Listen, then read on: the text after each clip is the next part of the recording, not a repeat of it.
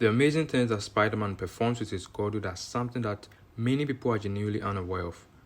Thus, I would want to discuss it with you today. Now that the story is underway, it takes place during the Secret Wars event, wherein Wolverine and Spidey in the Black Suit are battling deadly robots, alongside other superheroes like Captain America and the Thing, while Mr. Fantastic tries to devise a strategy to stop the Beyonder and Dr. Doom. As if things weren't complicated enough, the heroes also have to deal with Galactus, who is set to devour their planet. However, in the not too distant future, Galactus' process of absorbing their universe comes to an abrupt stop, almost as if someone has stolen his powers. Dr. Doom, who has gained omnipotence, claims that this is precisely what occurred when he used comic book jargon to take Galactus' powers. With his newly acquired immense power, Doom brought his own fears and the worries of all other heroes to reality. So even saw Jean Grey alive again, and Spider-Man saw Gwen Stacy alive again as well. They began pursuing each other's deceased girlfriends until their paths eventually entwined, confusing how they could both see them 1 minute and the next thing they know they are gone. But through a streak of flaming fury, the Phoenix, Jean Grey, emerges from the earth, and the two of them fly with her like magnets. Wolverine smells her and realizes it's Dr. Doom and not Jean as the three of them fly through a tunnel in space into pure light, bursting through the tear in space. Wolverine and Spider-Man descend into a land full of unfathomable horrors. While up in the void above them, Dr. Doom battles the Beyonder in order to absorb his powers. Doom would drive the Beyonder to his knees, absorbing every last drop of the Beyonder's power, and when all of the Beyonder's power was soon to be claimed by Dr. Doom himself, a monster launched Wolverine into the Beyonder's orb of power, causing him to fall back to the ground in an excruciating pain unlike anything he had ever experienced before, awakening to Spidey. As reality began to warp around him and his adamantium claws turned back into bone, Wolverine began to babble incoherently about Jean Grey.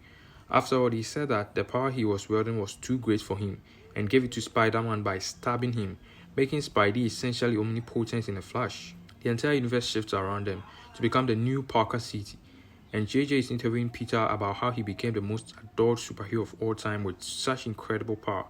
Peter tells Jonah that he would have Wolverine talk about all of that, but the rest of the interview would have to wait for now because Green Goblin just murdered Uncle Ben in his own house while laughing hysterically. He webs up Green Goblin so that he may take him outdoors and destroy him along with the rest of the trash, because Aunt May finds it so offensive when he does it inside. But as he leaves the house, Galactus and other villains are waiting for him outside. Spidey turns Green Goblin over to JJ and tells him that this will only take a moment. Now, as Doc Ock is leaping towards Spidey and declaring loudly that he has the ability to redistribute matter, indicating that he could change one thing into another, he then points at Otto and determines that he can transform him into something far more beneficial by changing Doc Ock into a plant. Doc Ock was surprised that he could create so many with so little energy. He then hands JJ a camera made from thin air and tells him to take pictures while Spidey wipes the floor with every other villain, ripping Ultron in half, grows into a giant, steps on multiple villains, and then shoots a massive beam of energy at multiple villains, including Dr. Manhattan, and finally taking out Galactus with a sucker punch. After the fight was finished,